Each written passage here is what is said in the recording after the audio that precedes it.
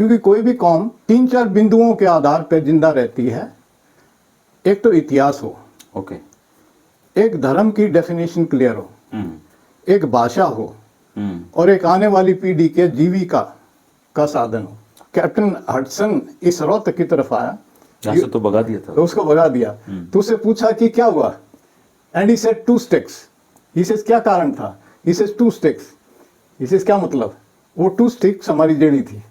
कहते 2 स्टिक्स बना दिया। 2 स्टिक्स की वजह से मैं आ रहा। हम जो है कंपिटिटिव बहुत हैं, और कंपटीशन के साथ में एनवी भी एंगल है हमारे, जलन।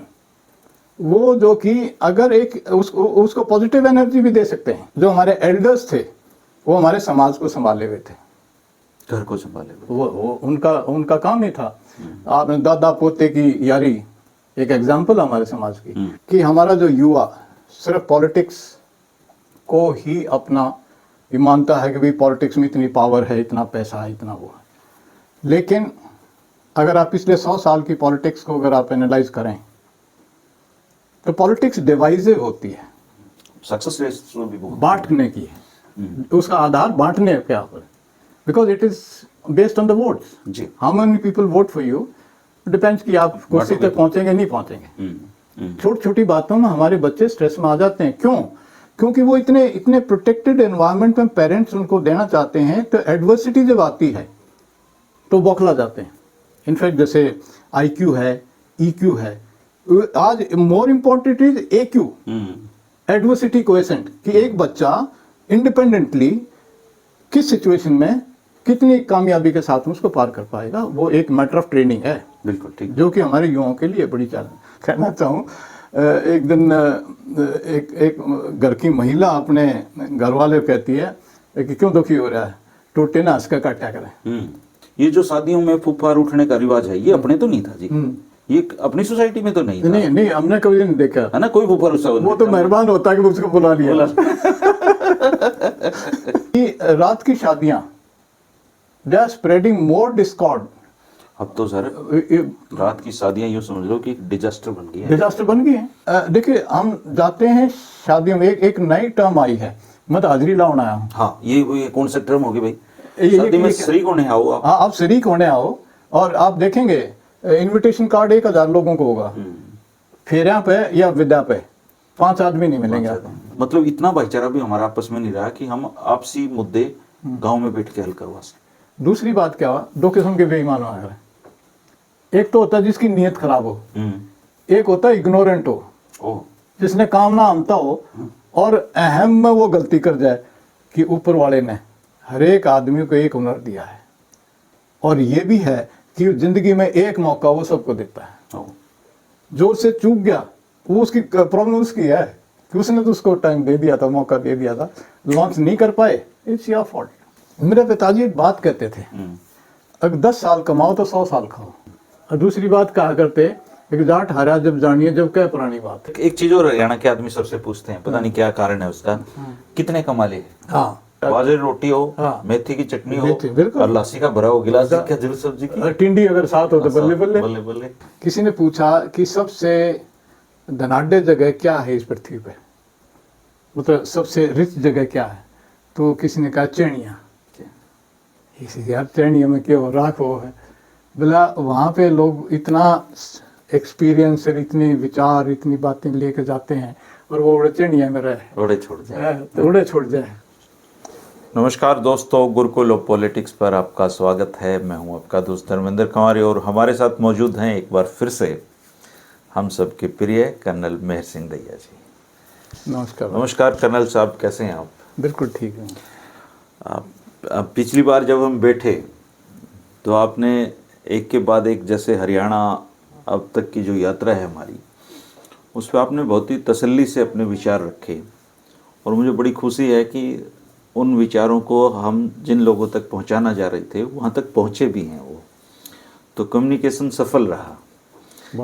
इसलिए मैंने दोबारा आपसे रिक्वेस्ट की कि एक बार फिर से आइए और इस सीरीज़ को आगे बढ़ाते हैं कि हरियाणा आज तक हम कहाँ पहुँचे हैं और किस दौर में एंट्री करने वाले हैं। मेरा जो 3 बिंदु हैं हरियाणा को और एज ए कंट्री समझने का जो मौका मिला जी। उसी के आधार पे मैं बात करता हूँ। हाँ जी। एक तो मुझे तकरीबन 18 साल हो गए सामाजिक सफ़र में, और तकरीबन 2-2.5 लाख किलोमीटर में पलवल से सिरसा तक जीव जंतु कल्याण बोर्ड का कोऑप्टेड मेंबर होते हुए, और खा पंचायत और दूसरे जितनी यूनिवर्सिटी वगैरह में होते हुए, एक हिस्ट्री एनालिस्ट के नाते और पढ़ने का शौकीन होने के कारण मुझे, क्योंकि ये हमारी जन्मभूमि है जी। और इससे हम थोड़ा सा और डीपली कनेक्टेड हैं, मैं इसके बारे में थोड़ा सा इमोशनल भी हूँ, जी। तो इसीलिए मैं अपनी बात कह पाया and state from the heart, because जो सामाजिक इश्यूज होती हैं वो कॉमन होती हैं, कॉमन होती हैं जी, सबके साझे हैं, वो सबकी साझी होती हैं, और जो सामाजिक विचारक हैं उनके ऊपर ये जिम्मेवारी होती है जी कि खासकर जो जीविका की इशू से बाहर निकल चुके हैं और साधन संपन्न, मतलब साधन, resources is not a challenge, उनके लिए साधन कोई अभी चुनौती नहीं है। जैसे हमारे जैसे लोग हैं जी, हम ठीक है, हमारी सस्टेनेंस के लिए हम वेल ऑफ हैं, तो हमें समाज में ये करना चाहिए। इस भावना को लेते हुए मैं अपने विचार रखने के लिए, और ऊपर से आभार है धर्मेंद्र भाई का जो इतने अच्छे स्वभाव के, अच्छे cultured man who has a wonderful art of communication. शुक्रिया, मैं आपका इसके लिए बहुत धन्यवाद, आभारी। हालांकि मैं पिछले 8-10 साल से फेसबुक पर हूँ, लेकिन मैं जो कमेंट्स आते हैं उसको रिस्पॉन्ड नहीं करता हूँ। लेकिन एक भाई का कमेंट आया है क्या, जिसके बारे में मैं ज़रूर कहना चाहूँगा। उसने मेरी व्यक्तित्व को काफ़ी पूरा तो नहीं, लेकिन आधे 75% उसने एक्सप्लेन किया। लो सी लग गया। हाँ, वो 25% मैं पूरा कर देता हूँ जी। उसने कहा कि दाढ़ी क्रिश्चियन की, शब्द मुसलमान के हो, और ज्ञान हिंदू का, ये बहरूपिया बाबा कौन है? उनको पता नहीं होगा ना कि आप तो नहीं, मैं खुशी है उसने ये देखा। और मैं इसके आगे जाऊंगा कि मैं I am a good Indian who is beyond the religious leanings या जात पात के उससे।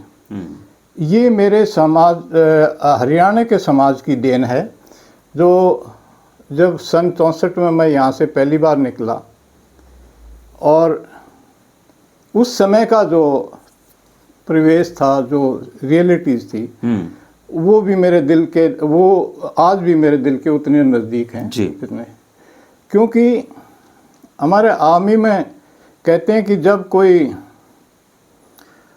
विकट स्थिति हो तो one should go back to basics, कि आप पुनः बेसिक्स पे जाइए और वहाँ से रिव्यू कीजिए कि कहाँ पर गलती हुई है और उसको रीसेट कीजिए। हरियाणा के समाज को आज अपने सन 60 के हरियाणा के बाद की जर्नी का रिव्यू करना चाहिए और अपनी दिशा निर्धारण करके रीसेट करना चाहिए। अच्छा, ये आज की जो चारों तरफ की चुनौतियां हैं उनको ध्यान में रखते हुए अति अनिवार्य है, और जिम्मेवारी हमारी पीढ़ी पर है। अनफॉर्चुनेटली हम अपनी जिम्मेवारी से पल्ला झाड़ लेते हैं कि युवा आज हमारी बात नहीं सुनता। मैं यूनिवर्सिटी में 1 साल रहा as a director of capability enabling and youth empowerment का एक पायलट प्रोजेक्ट किया जी, और मैं बॉयज़ हॉस्टल में रहा और मैं उन्हीं के मैस में खाना खाता था। हालांकि वीसी साहब बड़े प्रोफेसर राजवीर सोलंकी जी बहुत आदरणीय हैं, उन्होंने मेरा पूरा ध्यान रखा, और ये मेरे लिए गर्व की बात है कि उन्होंने पूरे अपने फैकल्टी और एडमिनिस्ट्रेटिव स्टाफ को कहा कि कर्नल साहब जो कहेंगे वो मेरा हुक्म माना जाएगा जी। मेरे को इतना उन्होंने इतना सम्मान दिया। मैंने उस समय यूनिवर्सिटी सिस्टम को और ख़ासकर युवाओं की इशू को मैंने समझा जी, मैंने जैसे पिछले कम्युनिकेशन में कहा था कि अगर हरियाणा में आज कोई चैलेंज है तो वो सिर्फ और सिर्फ युवाओं को दिशा देने की है। क्योंकि कोई भी कौम 3-4 बिंदुओं के आधार पर जिंदा रहती है। एक तो इतिहास हो, ओके, एक धर्म की डेफिनेशन क्लियर हो, एक भाषा हो, और एक आने वाली पीढ़ी के जीविका का साधन हो। 4 बिंदुओं पे है। ये 4 बिंदु जिस कौम में नहीं है वो कौम ज़्यादा दिन तक टिकेगी नहीं। इतिहास हमारा इतना रिच है, हरियाणा का इतिहास, मेरे ख्याल में हिंदुस्तान के किसी और कोने का इतिहास हमसे स्टैंड नहीं करता है। क्योंकि जोग्राफिकली जो है हम हमेशा क्रूशियल रहे हैं फॉर डिफेंस ऑफ दिल्ली, और हिंदुस्तान पर राज उसने किया है जिसका दिल्ली पर कब्जा था। सारे के सारे एग्रेशन नॉर्थ वेस्ट से आए सिवाय एक जो कि अंग्रेज़ों का था, प्लासी से स्टार्ट हुआ और बैटल ऑफ सिंध में 6 मेजर बैटल लड़ी और उन्होंने हिंदुस्तान पे कब्जा किया।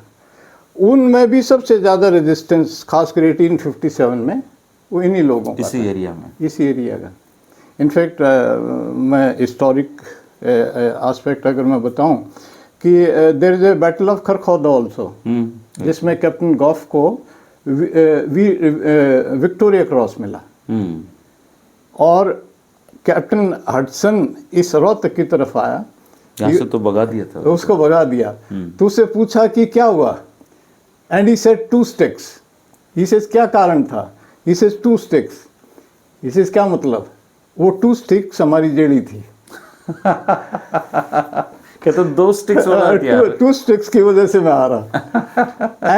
And he said another thing which is core of our society, कि हम विदाउट ए फॉर्मल सिस्टम हम at a point of decision इकट्ठे हो जाते हैं, एंड जैसे ही हमारा टास्क पूरा, जो हमारा काम पूरा होता है, we melt away in thin air. हम मतलब जैसे हवा में गायब हो गए। ये हमारी सामाजिक धरोहर है, क्योंकि हमारे पूर्वज इतनी चैलेंज को फेस करते आए हैं। आज के परिवेश की जो हमारा इसका पार्ट 2 में जो बात करने के लिए आपने मेरे को मौका दिया, उसमें कुछ इश्यूज मैं आपके सामने रखूँगा, विचार आपका होगा, किस तरीके से रास्ता निकलेगा। मैं अपने आप को क्लेम नहीं करता कि मेरे पास अल्टीमेट दवाई है, सुधार की गुंजाइश तो रहती है। हाँ,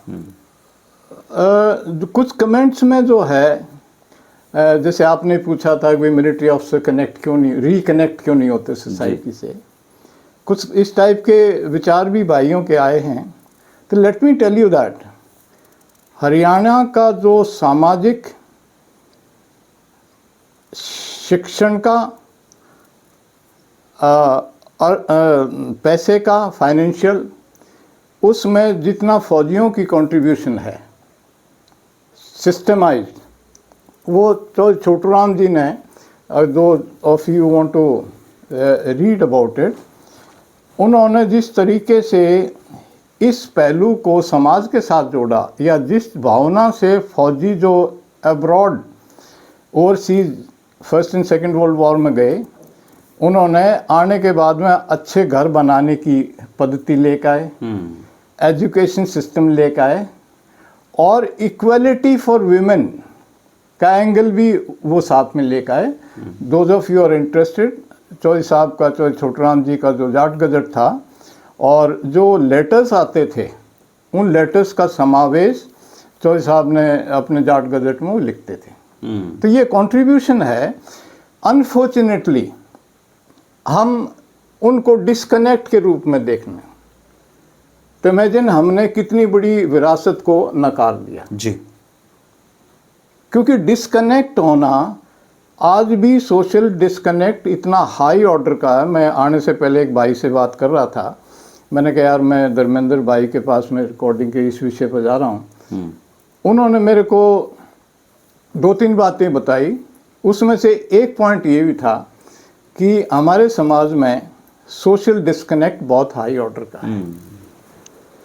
उसका कारण हमारी जीविका से जुड़ा है, क्योंकि जो हमारी जो एग्रीकल्चर की जीविका आधारित है वो पुश्तैनी है, हजारों साल से चली आ रही है। We are basically food growers to begin with, upgradation value addition होती रहती है। उसके कारण हम जो है कंपिटिटिव बहुत हैं, और कंपटीशन के साथ में एनवी भी एंगल है हमारे, जलन, वो जो कि अगर एक उसको पॉजिटिव एनर्जी भी दे सकते हैं, that you want to do a better than your neighbour, लेकिन उसको अगर सिर्फ नेगेटिव में उस रहेगा तो हमारे समाज को तोड़ता है। हमें इस बात पे ध्यान देना चाहिए।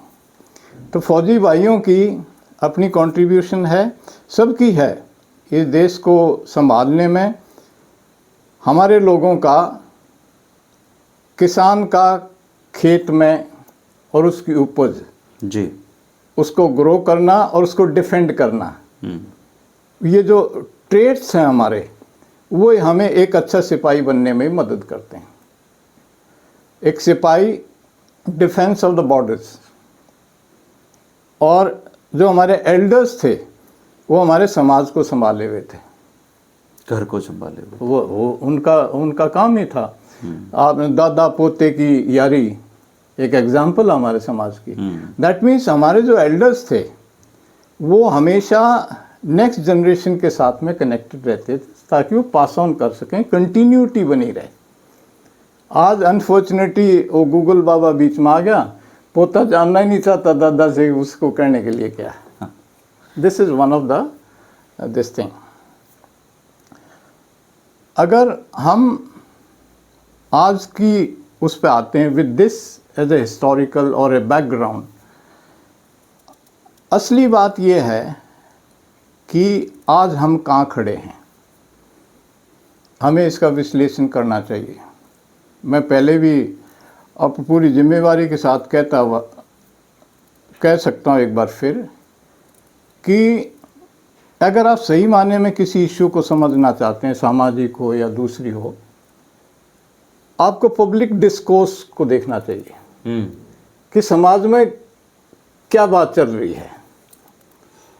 अगर आप and it is an open source, ना तो आपको कोई ऐसा किसी एक्सपर्ट को पूछने की ज़रूरत है, ना कि आपको कोई बहुत ज़्यादा रिसर्च की ज़रूरत है। जो पब्लिक आम बात जो होती है ना, उसमें बहुत कुछ निकलता है। इनफैक्ट राजे महाराजे भी बेस बदल के, जैसे आप पब्लिक का ओपिनियन लेते थे, वो बेस बदल के जैसे आप अपनी कहानियों में, किस्सों में जो सुनाते हो जी, वो आम आदमी जो है, जो आपको मिलेगा उसके बातचीत में, उसमें बहुत ज्ञान है। उसको आधार मानते हुए अगर मैं दो तीन, बिकॉज कोई अगर बात करते हैं तो उसको आप स्पेसिफिक पॉइंट्स में लाएं। तो मेरी ऑब्जर्वेशन जो मैंने 18-20 साल से देखा है आज समाज में क्या हो रहा है, सबसे पहली बात तो यह है कि हमारा जो युवा सिर्फ पॉलिटिक्स को ही अपना ये मानता है कि भाई पॉलिटिक्स में इतनी पावर है, इतना पैसा है, इतना वो है। लेकिन अगर आप पिछले 100 साल की पॉलिटिक्स को अगर आप एनालाइज करें तो पॉलिटिक्स डिवाइसिव होती है, सक्सेस रेशो भी बहुत बांटने की है। उसका आधार बांटने के ऊपर, because it is based on the votes. जी, how many people vote for you depends कि आप कुर्सी तक पहुंचेंगे नहीं पहुंचेंगे। हमारे युवा इसकी तड़क भड़क में बगैर इसको समझे हुए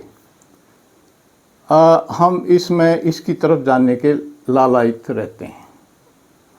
लेकिन इसकी एक बात है, अगर आप हरियाणा की बात करें, जो राजनीति के केंद्र बिंदु हैं और जो पर्सनैलिटीज़ रहे हैं, उनके इर्द गिर्द कितने लोग ग्रो हुए, कितनों को अपॉर्चुनिटी मिली, ये विचारणीय है। उससे आपको पता चलेगा।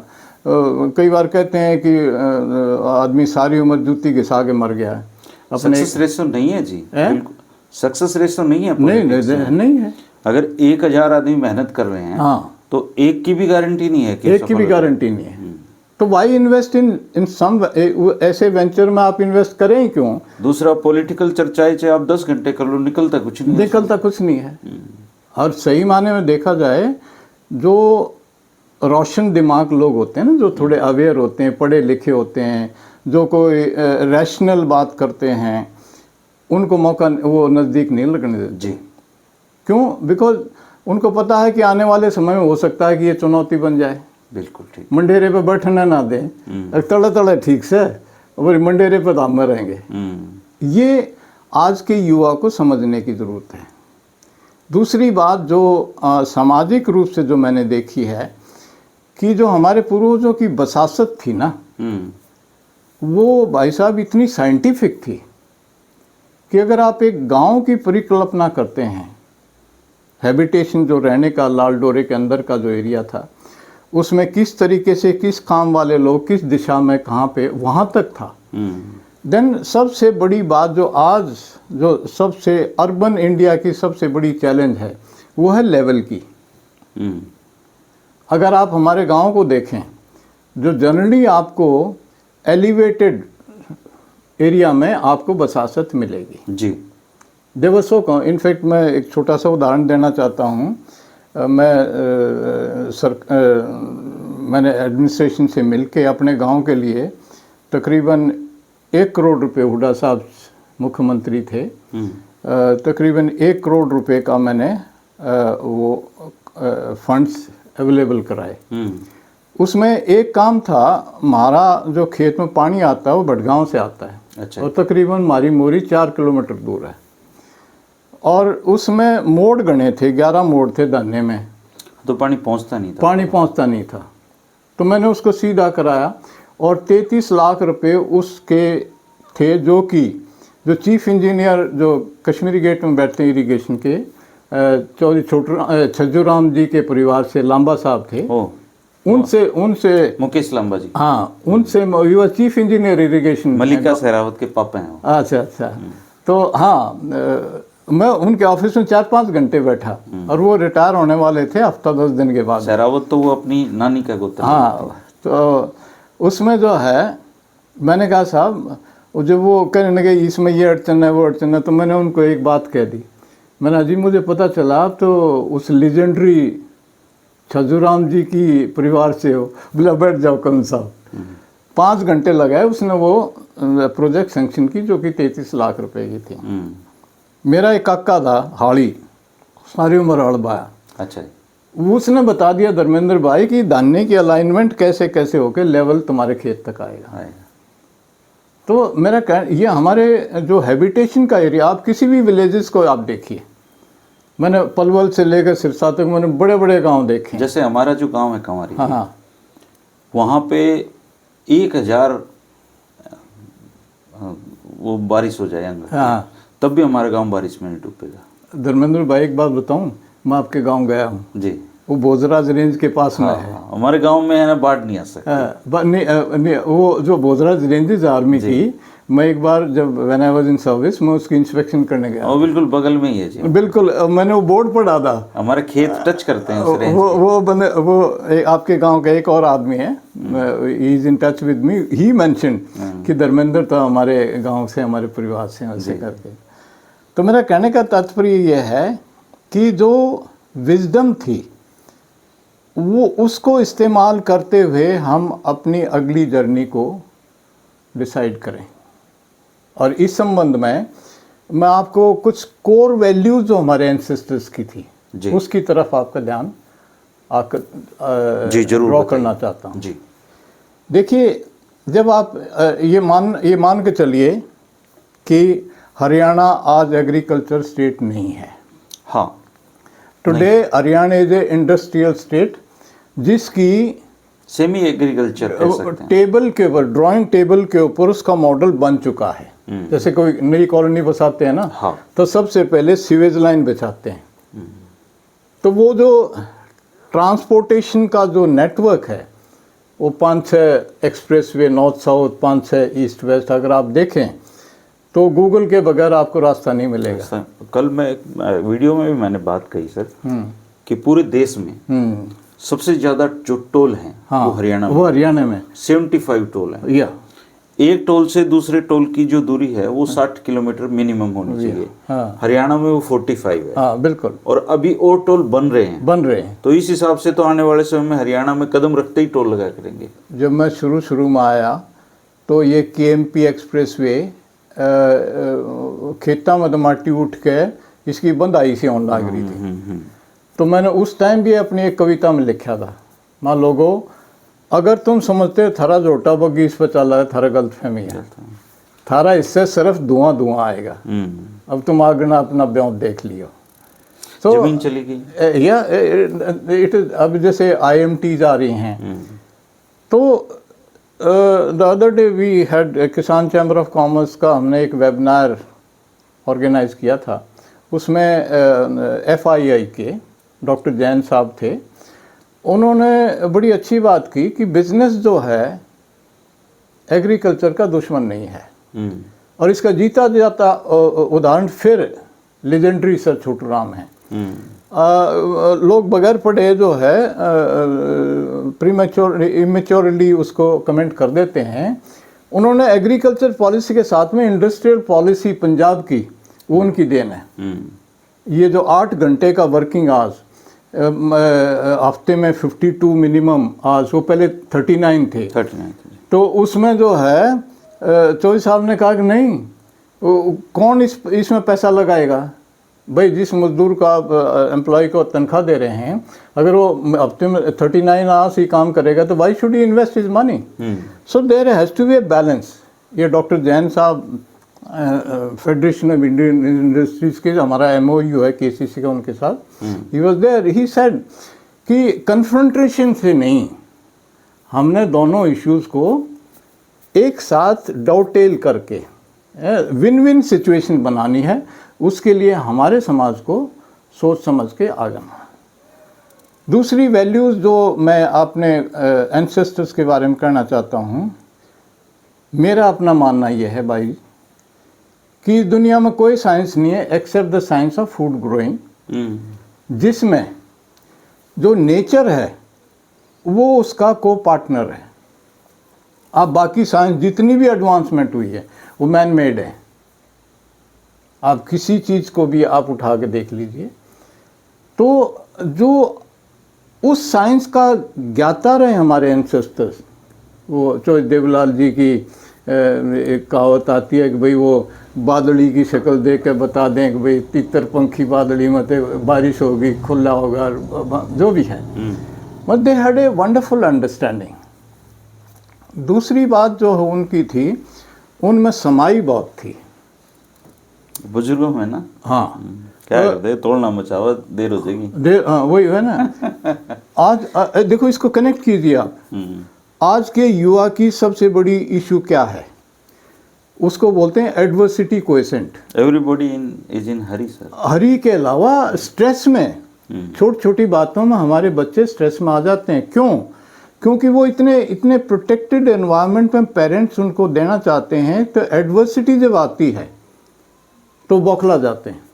इनफैक्ट जैसे IQ है, EQ है, आज more important is AQ, adversity coefficient, कि एक बच्चा इंडिपेंडेंटली किस सिचुएशन में कितनी कामयाबी के साथ में उसको पार कर पाएगा। वो एक मैटर ऑफ ट्रेनिंग है। बिल्कुल ठीक। जो कि हमारे युवाओं के लिए बड़ी चैलेंज। हमारे पूर्वजों में ये बड़ी बात थी कि मैं अगर कहना चाहूँ, एक दिन एक घर की महिला अपने घर वाले को कहती है कि क्यों दुखी हो रहा है, टूटे ना हंस का काटा करें। इतनी बड़ी बात, आदमी डिप्रेशन में आ जाता, गोली मार लेता, ख़त्म कर लेता, लटक जाता है। जहाँ महिला कह रही है कि कोई बात नहीं, ये तो आने जाना समय है, टूटे ना हंस के काट लो, हंस के काट लो। दूसरी बात जो है, सोशली कनेक्टेड बहुत थे हम। जैसे मेले, त्यौहार, शादियाँ एंड खुशी और गमी में मिलना, ये 4 केंद्र बिंदु थे जो समाज को जोड़े रखे थे। अनफॉर्चुनेटली टुडे हम बगैर सोचे समझे हमने इन चारों को ख़त्म कर लिया है। खासकर अगर मैं ब्याह शादियों की बात करूं तो फ़र्ज़ करो 1500 लोग आते जाते हैं, मिलते में सिर्फ एक गूंगे की तरह हाथ मिलाते हैं। क्यों? The noise level is so high, even if you want to talk to, अगर किसी से बात भी करना चाहते हैं तब ना वो सुन पाएगा, वो करता रहेगा। हाँ हाँ, अंदाजा सा लगाना पड़ता है क्या बोल रहे हैं, अंदाजे से मुस्कुरा दें, हाँ हाँ हाँ जी कर दें, आगे निकल जाए। It is the biggest damage to this we are doing. मैं in fact I want to say पिछले साल में कश्मीर, क्योंकि मैं जम्मू कश्मीर लाइट इन्फेंट्री का हूँ, मैं अपने लोगों से आज भी कनेक्टेड हूँ इस विषय में। Kashmiris are far better. कैसे? उनके यहाँ कोई शादी बैंकेट हॉल से नहीं होती। आप को लेके चलना था मुझे एक शादी में, यू प्रोमिस्ड मी। हाँ, फुलफिल नहीं हुआ। मैं क्या जाऊँगा तो ले चलूँ। दूसरा, सारी शादी दिन के टाइम की है। और तीसरा, शराब नशा करना हराम है। परिवार, एक्सटेंडेड फैमिली के मेंबर्स एक जिसके यहाँ शादी है इकट्ठा हो जाते हैं, कम से कम 2-3 दिन रहते हैं। पहले हमारे करते हैं वो, पहले अपा भी ऐसे ही करते थे। पहले हमारे रिवाज भी यही 10-15 दिन पहले बुआ को लेने जाते थे, छोरियों को लेने जाते थे, छोरी के लिए हैं। फिर लड्डू बनते तब सब मिलके उसके बूंदी लड्डू बनाया करते, बिल्कुल बान होया करते, तिल्ले होया करते। और एक चीज और सर, चलती हुई बातें पूछूं मैं आपसे, ये जो शादियों में फुफ्फार उठने का रिवाज है, ये अपने तो नहीं था जी, ये अपनी सोसाइटी में तो नहीं था। नहीं हमने कभी नहीं देखा है ना, कोई फुफ्फार उसका वो तो मेहरबान होता है कि उसको बुला लिया। तो एक्चुअली बहुत सी चीज़ें हैं जो अनजाने में हमने अडॉप्ट कर ली। Again it is a geography, because हमारे यहाँ ज़्यादा वैरायटी के लोगों का आना जाना हो गया। अब जैसे त्यौहार भी हमारे वो डाल के होने लग गए जी। मैं छुट्टी आ रहा था, आई वाज ए कैप्टन, तो गांव में बड़े अच्छे हमारा वो है, तो बैठक में जाके बैठने, तो एक अकेला एक बुजुर्ग बैठा था। तो मैंने कहा, हमारा नेक थोड़ा छोटा है, तो मैंने कहा तू ना गया गंगा जी नान? बोला क्या था जा? मैं क्यों, सारा गांव लोग आई जा रहे हैं। बोला उड़े जा क्या करेंगे? कहते न्यू कहेंगे अगमन यू दे दे, और कह न्यू कहेंगे मेरे से यह गलती इसने माफ़ कर दे। अपना कुछ प्रॉब्लम है ही नहीं। ना लेना ना कोई गलती कर रखी, ना कोई गलती कर रखी, तो मैं क्यों खाऊं का इतनी दूर बैठा बढ़िया होता जा। So this is another thing, this needs to be address. दूसरा क्या है कि रात की शादियां, they are spreading more discord. अब तो सर रात की शादियां यूँ समझ लो कि एक डिजास्टर बन गई है। डिजास्टर बन गई है। एक लड़का सर अभी बॉडी बिल्डर था, हाँ, उसके पिताजी बचपन में एक्सपायर हो गए थे। उसकी माँ ने बहुत ही मेहनत करके उसको बढ़ाया किया, और वो हरियाणा का बहुत अच्छा बॉडी बिल्डर था। वो एक शादी में गया भिवानी, और वो कुछ लड़के एक लड़की के साथ छेड़छाड़ कर रहे थे, उसने उनको रोका। और इसके बाद वो जब शादी से वापस लौट रहा था तो उन लोगों ने उसकी कार का पीछा किया, उसको निकाला और जान से मार दिया। How unfortunate. क्या हम एक सभ्य समाज हैं, ये कह सकते हैं? जी। खासकर युवाओं को इस विषय पर ध्यान देना चाहिए। और रात की शादियों में सर 90% लोग शराब पीते हैं। शराब पीते हैं, जबकि हरियाणा में शराब का कल्चर था ही नहीं, बिल्कुल नहीं था, मैंने तो खुद देखा है। दूसरा फिर क्या है कि देखिए, हम जाते हैं शादियों में, एक नई टर्म आई है, मैं तो हाजिरी लाने आया हूँ। हाँ, ये कौन सा टर्म होगी भाई? शादी में शरीक होने आओ आप। हाँ, आप शरीक होने आओ, और आप देखेंगे इनविटेशन कार्ड 1000 लोगों को होगा, फेरिया पे या विदा पे 5 आदमी नहीं मिलेंगे आपको, क्योंकि आधे तो घर के भी रुस्से हाजिरी लगा के जा चुके होते हैं ना, जा चुके होते हैं। तो रात के 2 बजे कौन उसको जो है एंजॉय करेगा। तो इसमें इनफैक्ट मैं इसको अपनी मिलिट्री उससे जोड़ता हूँ कि when we for a night attack to pass orders pass करना, कम्युनिकेट करना ही बहुत अपने आप में एक चैलेंज होता है, क्योंकि अंधेरे में जो आई कांटेक्ट होता है, जो पर्सनैलिटी का इन्फ्लुएंस होता है, जो एक प्रभावशाली आदमी का जो एनर्जी दूसरे जिसने करना उसमें जाती है, वो डिस्कनेक्ट हो जाती है। आप इसको कंपेयर कर लीजिए अपनी शादियों से। छोटे छोटे ग्रुप्स होंगे तो उसमें क्या क्या होता है। तो बड़े गर्व से लोग ये दिखाते हैं कि कॉकटेल पार्टी। हाँ, cocktail party. It is very surprising. Haryana में कॉकटेल पार्टी। हरियाणा में कॉकटेल का क्या मतलब? अभी दारू भी लुक छिप के पीने की चीज थी। हाँ, वही मैंने अपने कैप्टन बेटे की शादी किया, आई सर्व नो लिकर, और मैंने सगाई गांव में करी और 1 रुपये की सगाई ली। और कह के लिए क्यों, 1964-65 में हरियाणा की दैया खाप की पंचायत में कैप्टन जयलाल साहब हमारे प्रधान जी फैसला हुआ था, बहुत बड़ी panchayat. Very very renowned man. In fact दैया ने अपना कंट्रीब्यूशन दिया 1911 मार्च में एक सामाजिक दिशा देने के लिए। ऐतिहासिक पंचायत हुई थी जी। उस समय बरौने से हमारा जो जो जो जो सेंटर है वो सिसाने आया। क्योंकि इस विषय पे इफ आई टेल यू कि बरौना इतना बड़ा गांव नहीं है, और डीसी रोहतक के रिकॉर्ड के मुताबिक कहते हैं 40,000 लोग आए थे, घोड़ा गाड़ी, ये बहुत बड़ी पंचायत थी, बहुत बड़ी। तो उनका खड़ी खेती कटी थी। तो समाज ने डिसाइड किया भाई इतना छोटा गांव है, इतना बड़ा बंदोबस्त नहीं करा, आगे से जो है ये काम सिसाने में हुआ करे। तो सिसाना हमारा इसको संभाले हुए है। तो कैप्टन जयलाल साहब ने ये के टाइम पे ये हुआ था यार, उसने पूरा आगे हुआ। रात की शादियों पे तो पूरी तरीके से रोक लगाने की जरूरत होनी चाहिए। अगर ये सामाजिक संगठन हमारी जो खापे हैं, अगर कुछ अच्छी पहल करना चाहें तो ये कर सकते हैं कि रात की शादियां बंद करो। अनफॉर्चुनेटली जो है ना, हमारी बात को लोगों ने इतना वजन नहीं दिया कि हमारी वे ऑफ लाइफ में कितना दम है। मैं भाई साहब, जैसे मैंने पिछली कम्युनिकेशन में बताया, 2007-8 में दैया खाप की उसमें इन्वॉल्व हुआ, और उसके बाद में कोई बड़ी पंचायत अगले 10 साल तक हरियाणा में नहीं हुई जहाँ मेरी भागीदारी ना हो। As an observer, as an analyst, ये देखते मैंने जो सेंटर ऑफ पावर जो पहले सामाजिक होता था, मैंने उसका राजनीतिकरण होते हुए देखा है। कैसे होता था, फर्ज करो 2-3 हज़ार लोग बैठे हुए हैं और जो संचालक हैं बीच में प्रधान जी हैं और उनको असिस्ट करने कोई कमेटी है, वो कार्रवाई चल रही है। कुछ मीडिया का आदमी आएगा और वो पेरीफेरी के उधर 2-4 लोगों को लेके उसके बारे में रिपोर्ट तैयार करके वो दे विद देयर नेम्स। आस्ता आस्ता करके वो नाम आने लगे, and suddenly this power from that platform जो चबूतरा है, वो डाइवर्ट हो गई उधर, वो वहाँ से कुछ एक इंडिविजुअल के पास चली गई, और आस्ता आस्ता उल जुलूल वो बात करने लगे, और वो ही इमेज जो है पंचायतों की होगी। मैंने इस ट्रांजिशन को देखा है, पढ़ा है। ये हमारे समाज में बहुत ही नेगेटिव काम हुआ है। इसी से जुड़ा हुआ मैं आपको एक और उदाहरण देना चाहता हूँ, वो है संस्थाएं बनाने का।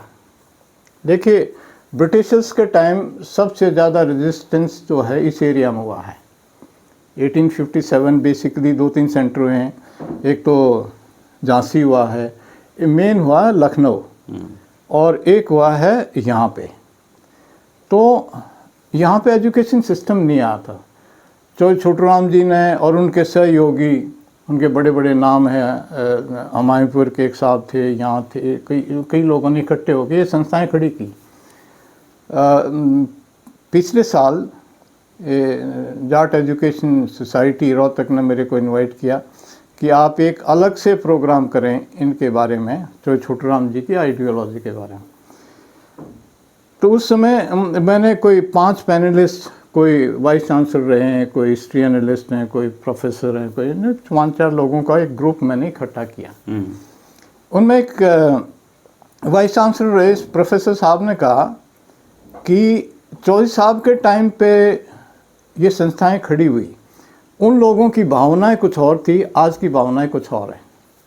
संस्थाओं में गड़बड़ियाँ ये हुई सर कि ये बाद में तो ये चौधर का अखाड़ा बन गई, और प्रधान बनने के बाद ज़्यादातर लोगों ने अपने नियर एंड डियर को, अयोग्य लोगों को एडजस्ट करते चले गए।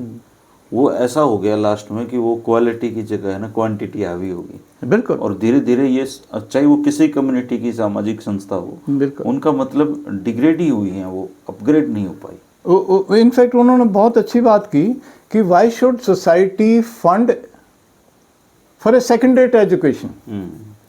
अब इस स्टेटमेंट को जो है माई सेल्फ सरप्राइज किया है what he saying. And in fact Dharmendra भाई, हमारे यहाँ सोशल रिकग्निशन स्पेस बहुत लिमिटेड है। अगर आप पॉलिटिक्स को देखें तो वो कुछ एक लोगों के इर्द गिर्द घूमती है, तो जो आम आदमी जो उस किस्म की महत्वाकांक्षा रखता है वो जगह नहीं पाता है। इन संस्थाओं ने I think they have outlived their life, ये अपना रेलेवेंस पूरा कर चुकी हैं। इसका समाज के प्रति भी नेगेटिव मैसेज आता है। लाइक इन्होंने प्रोजेक्ट कर दिया, जिस तरीके से कोई भी संस्था, मैंने सारी देखी हैं, ये हर एक में विवाद है। कहीं एडमिनिस्ट्रेटर बैठा है, कहीं पे कोई काम झगड़े चल रहे हैं जी, एक ग्रुप दूसरे को गाली दे रहा है, वो उसको करप्ट बोल रहा है, वो उसको खा गया कर रहा है। They have spoiled the image of the society कि भी ये जो लोग हैं ये बड़े झगड़ालू हैं।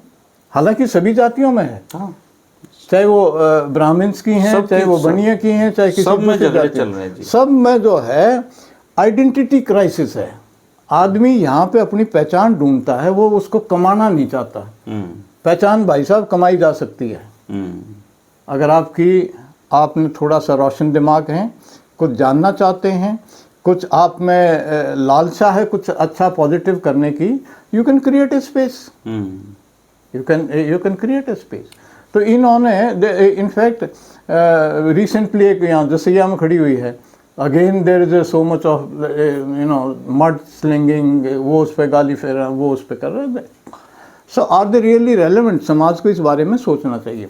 अच्छा, इसमें एक और बात है, मैंने देखा है कि जितनी भी पंचायत हुई हैं उसमें युवा 5% भी नहीं मिलेगा।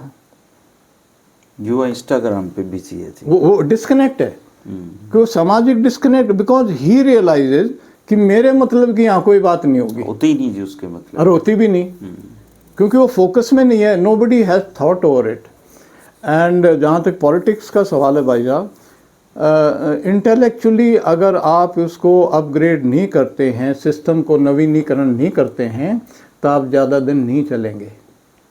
जो नया सिस्टम आया है पिछले 10-15 साल में, वो they are professionals, they are doing everything as a proper तरीके से वो करके वो करना पड़ेगा। We will have to graduate to that. दूसरी बात क्या है कि लोगों ने आपस में पहले झगड़े हुआ करते, गांव से गांव के हो गए, पान्ने से पान्ने हो गए, फिर ठोड़े तो ठोड़ा हो गया, ईव झगड़े आ गए घर के अंदर, भाई भाई का, वो उसका उठोड़ा पड़ेगा, वो उसने कहेगा मैं छोटा था, बाबू ने या न्यून कर दी, मैं इसने 6 इंच न्यून करूँगा। That's not an issue. The worst thing in our habitation that we are doing is कि जो हमारी हैबिटेशन के चारों तरफ पॉइंट्स होते थे for temperature control and environmental, कब्जे कर लिए थे तो वो हमने सब भर दिए, उन पे एनक्रोचमेंट होगी, पिटोड़े बन रहे हैं, पिटोड़े बन गए। एक ये बहुत महत्वपूर्ण बात आपने उठाई कर्नल साहब, ये जो झगड़े हैं हमारे आपसी, अगर आप गांव के एक गांव का रेशो लगा के देखें तो हर गांव में कम से कम 100-150 मुकदमे तहसीलों में केवल इस बात के चल रहे हैं, खाता नंबर के, खेवट अलग करने के। मतलब 5 भाई हैं, एक दादे की औलाद हैं, वो गांव में बैठ के ये डिसाइड नहीं कर पाते कि कौन सी जमीन किसके पास जाएगी, और वो सालों मुकदमे लड़के अपना खेवट अलग करवा रहे हैं। तो एक तो उसका समय जा रहा है, उनका पैसा खर्च हो रहा है, और संबंध खराब हो रहे हैं। तो ऐसा ये मतलब इतना भाईचारा भी हमारा आपस में नहीं रहा कि हम आपसी मुद्दे गांव में बैठ के हल करवा सकें। समझदार लोगों की कमी हो गई। हमारे पूर्वजों की इसी जो बिंदुओं को जो मैं बात कर रहा हूँ, एक थी to reach to the consensus, आम सहमति में पहुंच जाए। चलो कोई बात नहीं यार, तेरे तय एक भैंस दे दिए, एक गाय इस तय दे दें, भाई तू नुकरे, तेरा बड़ा घर हो गया, तेरा छोटा हो गया, तू बना लेगा, तेरा साधन ठीक है। तो जो समावेश था, जो कंसेंसस से किसी भी कॉन्फ्लिक्ट रेजोल्यूशन था, उसको किसी भी विवाद को हल करने का जो तरीका था वो नहीं रहा। अब इंच इंच पे आ गए हैं हम। दूसरी बात क्या हुआ, दो किस्म के बेईमान आ गए। एक तो होता है जिसकी नीयत खराब हो, एक होता है इग्नोरेंट हो, जिसने काम ना आमता हो और अहम में वो गलती कर जाए तो वो भी एकदम वो चौकर्दे का जो है ना वो इनका बेईमान है। वो नहीं बे रहा that it happens because he does not know the job but he claims that he knows the job. मतलब वो कहता है कि मेरे को आता है लेकिन सही माने में आता नहीं और गलती हो जाती है और फिर बेईमान बात जाए। उसी तरीके से जो है एक और डिस्कनेक्ट हुआ हमारा। जैसे ये स्टार्ट हुआ फौज से। जो लोग फौज में गए वो आस्ता आस्ता समाज ने उनको बाहर का समझ लिया, जबकि सही माने में उनकी जो विरासत थी अगर उसको अडॉप्ट करते, फ़र्ज़ करो कि भाई मेरे पिताजी फ़ौज में अफसर हैं, वो गांव आते हैं, तो ये लालसा होनी चाहिए भाई मेरे बच्चे भी अगर इनसे दो बात सीख के अगर ये रास्ता अपनाना। It happened in my village. जब मैं गांव के स्कूल में पढ़ता था तो हमारे गांव में major Maha Singh, captain Balbir Singh, captain Jale Singh, ये मिलिट्री ऑफिसर थे। They became our role model. तो मेरे पिताजी ने देखा कि भाई सैनिक स्कूल स्टार्ट हुए थे, उन्होंने सैनिक स्कूल में भेज दिया, वहाँ से मैं अफसर बन गया। मेरे को देख के, हम दोनों भाइयों को देख के वो एक और परिवार ने अपने दो बच्चों को भेज दिया, वो भी नेवी में कर्नल बने। And you will be surprise कि दे वर आउटस्टैंडिंग एथलीट्स। तो गांव के अंदर से वो जो फिजिकल राह मिल गया ना उनको, आपका रास्ता मिल गया। तो ये भी हमारे पूर्वजों की खास बात थी कि कोई शाना आदमी होता तो उसकी बात पे ध्यान करके कम कम उसको कॉपी करने का प्रयास होता है। हाँ, अब हम उसको एज ए कंप्यूटर मान लेते हैं। भाई अल्टीमेटली वो अपने तरीके से जी रहा है, आप उससे खुश हैं नहीं हैं, उसकी सेहत पे ज़्यादा असर नहीं होता। अगर आप उससे दो बात अच्छी ले सकते हैं तो ले लो, ले लो, ठीक है ना। सो अनदर थिंग इज, मैं सर्विसेज सिलेक्शन बोर्ड में रहा, बेंगलोर रहा और इलाहाबाद रहा। मैंने हज़ारों युवाओं को देखा। अगर मैं ब्रीफली उसके बारे में अगर आपको अपने बच्चों की जो पोटेंशियलिटीज़ हैं उनके बारे में अगर आप मैं बताऊं कि एक्सेप्ट द कम्युनिकेशन स्किल्स, क्योंकि हमारा जो एक्सेंट न्यूट्रलाइजेशन है ना, मतलब जो हमारा बोलने का तरीका है, कहने का है, वो अलग है जिसको हर आदमी एक्सेप्ट नहीं हो पाता। और मेरा राजस्थान जाने का एक फ़ायदा ये हुआ कि आई बिकेम डाइवर्सिटी सेंसिटिव। अगर भाई इस दुनिया में और भी लोग हैं, उनकी भी प्रायोरिटीज़ हैं, उनकी भी सेंसिटिविटीज़ हैं। हमें संवेदनशीलताओं को हमने ध्यान करके हमने इस तरीके का नेटवर्क, यार मैं कश्मीरों के बीच में बहुत कंफर्टेबल रहा। We are all human beings, creator हमारा एक है, उसने हम सब को 99.9% भाई साहब बराबर बनाया है। ये गलत फहमी है कि यूँ ऊंचा है यूँ नीचा, ये फालतू की बातें, इनका कोई मतलब नहीं। हम जो उसको ध्यान रख के अब उसकी क्रिएशन के मेरा पूरा भरोसा करके, मैं मजाक में कहता हूँ कि ऊपर वाले ने हर एक आदमी को एक हुनर दिया है, और ये भी है कि ज़िंदगी में एक मौका वो सबको देता है। जो उससे चूक गया वो उसकी प्रॉब्लम उसकी है कि उसने तो उसको टाइम दे दिया था, मौका दे दिया था, लॉन्च नहीं कर पाए, इट्स योर फॉल्ट। मतलब परमात्मा ने एक हुनर सबको दिया, हाँ, और एक जिंदगी में एक मौका सबको दिया, एक मौका सबको दिया। ठीक है, कुछ एक डिसेबिलिटीज होती हैं ना, लेकिन जिनमें ये जुनून होता है ना, वो डिसेबिलिटी के बावजूद भी they perform equally well if not better. ये भी उसी की देन है। क्या बात है, बहुत बढ़िया। ये भी उसी की देन है। वो कहता है कि बेटा चलो ठीक है, ये कर्म वरम जो भी कुछ है उस कारण मैं तेरे को ये नहीं दे रहा हूँ, लेकिन मैं तेरे अंदर वो शक्ति पैदा कर दूंगा, अगर तू इस हैंडीकैप के बावजूद भी तू यू कर सकता है, यू विल परफॉर्म बेटर। तो वो ऐसा एक ही मिलता है या बार बार मिलते हैं? मौका एक ही मिलता है, बार बार भी मिलता है? मेरे पिताजी एक बात कहते थे, अगर 10 साल कमाओ तो 100 साल खाओ। तो मैंने कहा बाबू इसका आप ज़रा तफसीर से बताओ। इस एज की ज़िंदगी फ़र्ज़ करो, एवरेज लाइफ आप से 70 ईयर्स मान लो, 60 ईयर्स मान लो, तो you will have to work for 10 साल के लिए आपको मेहनत करनी पड़ेगी फोकस्ड। अगर आप वो मेहनत स्कूल के टाइम कर लेते हैं तो आप एक अच्छे कॉलेज में जाएंगे, आपका सीवी में अच्छा ऐड होगा, उसके अच्छे हो जाओगे। फ़र्ज़ करो आपने स्कूल में आप मास्टर हिसाब पढ़ावा तो पील खान से ले गया ठीक है ना, तो उससे क्या होगा, तो फिर आप जो है आप एक सेकंड रेट कॉलेज में जाएंगे, 10वीं 12वीं कर लेंगे, लेकिन you will go to a second rate college. वो सारी उम्र वो आपके रिकॉर्ड में रहेगा कि वो जो है फलाने कॉलेज से ग्रेजुएशन कर रहा है, भाई उड़े तो नकल पकल का जुगाड़ होता है, तो अगेन यू। अच्छा, आप वो भी नहीं करते हैं, फिर क्या होगा, फिर आप मंडे हैं, तब तक आपकी शादी नहीं होती, तो दैट मीन्स टाइम भी आपके खिलाफ चला गया। शरीर कोई भी 10 साल आप मेहनत कर लो, बाकी ठीक निकलेगी, बाकी ठीक निकलेगी। अगर स्कूल के टाइम पर, अच्छा मेरे एक दोस्त हैं कमिश्नर साहब रिटायर हुए, जेपी कौशिक जी, बड़े सज्जन आपके गांव के हैं ना? मेरे क्लास फेलो, मेरे गांव के, मेरे बहुत आदरणीय भाई हैं। वो इतना हमारा वो है बॉन्डिंग ज़बरदस्त। तो उनका हमारे गांव में, हमारे दादा सूरजबान जी थे उनके पिताजी का नाम, वो एक एजुकेशन सेंटर होता, उनकी जो बैठक थी ना, उड़ा हुक्का नहीं बाजा करता, उड़ा किताब ही किताब फैली होती। क्या बात है। और जेपी कौशिक साहब पढ़ाई में शुरू से ही बहुत अच्छे हैं, और हमको बनाने वाले एक मास्टर जी थे बनवारी लाल जी, वो झीमर जाति के थे, लेकिन भाई साहब एक नंबर का नगीना। मैं यहाँ बैठ के आज ये कह सकता हूँ कि मैं बनवारी लाल जी का बनाया हुआ। क्यों? हिंदी का अध्यापक होते हुए अंग्रेजी की ग्रामर सिखा गया। Big task. They were mentors, they were not teachers, they were mentors. तो जेपी कौशिक साहब जो है, ये एक अनुकरणीय एक एग्जाम्पल है कि भी स्कूल में अच्छा करें। He went to Chandigarh, I think DAV college में गए, वहाँ से केमिस्ट्री का किया, वहाँ से HCS में आ गए, वहाँ से IAS बन गए। तो यू गॉट टू, वो टाइमिंग बहुत ज़रूरी है। और दूसरी बात कहा करते एक जाट हारा जब जानिए जब कहे पुरानी बात।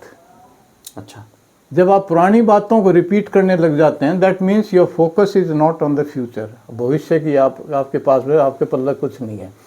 हमारे समाज में आज ये प्रॉब्लम है। क्यों? क्योंकि डेमोग्राफिकल चेंज की वजह से बहुत से दूसरे फैक्टर्स ऐसे आ गए। आपने टोल प्लाजा की बात की, तो सबसे ज़्यादा टोल प्लाजा है, 99% एम्प्लॉय जो बाहर के हैं। आपने कभी ध्यान दिया? हाँ।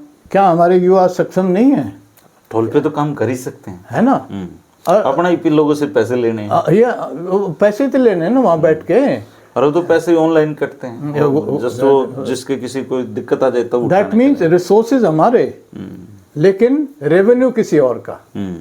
ये हमारे समाज को इसके बारे में जागरूक होना पड़ेगा, क्योंकि अभी चैलेंज है कि हम अपनी अगली पीढ़ी को क्या दे के जाएंगे।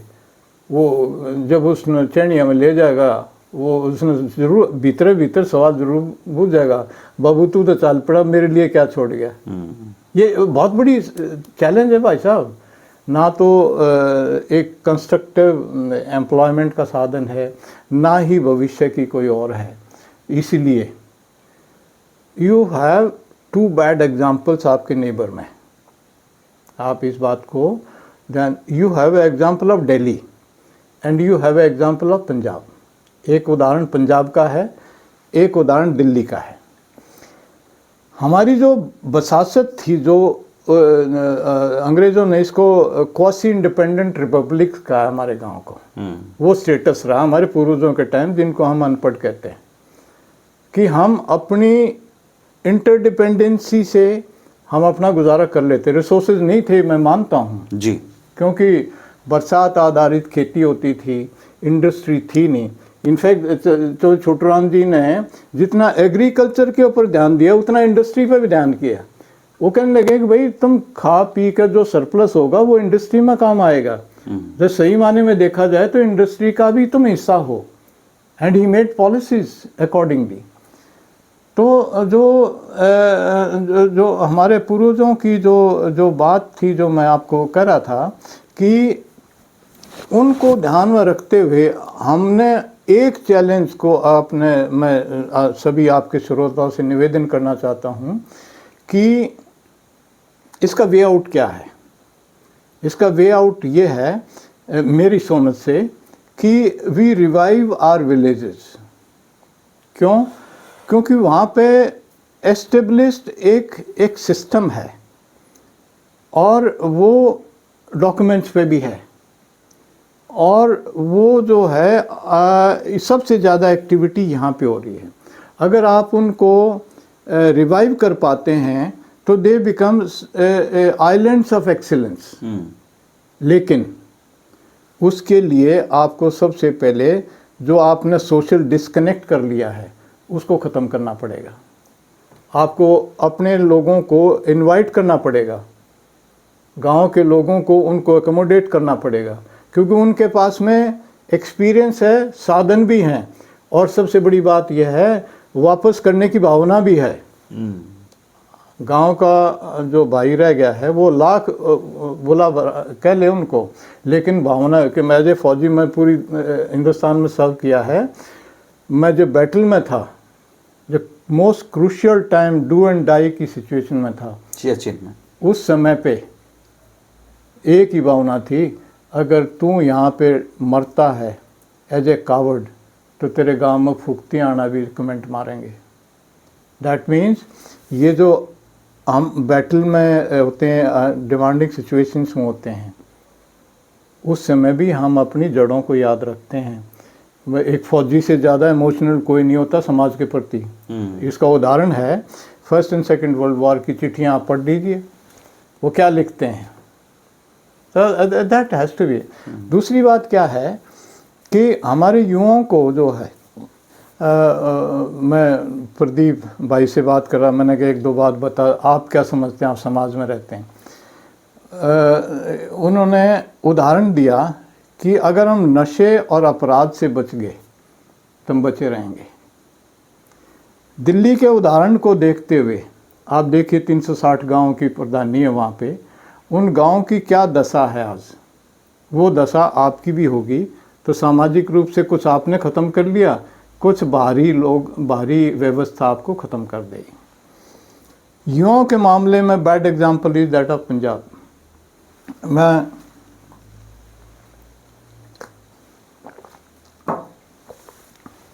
89-90 में एज ए कंपनी कमांडर जो मोस्ट क्रूशियल वोलेटाइल एरिया था, ये था हरीके, तरन तारण, पट्टी, अमृतसर, जंडियाला, बुंडियाला।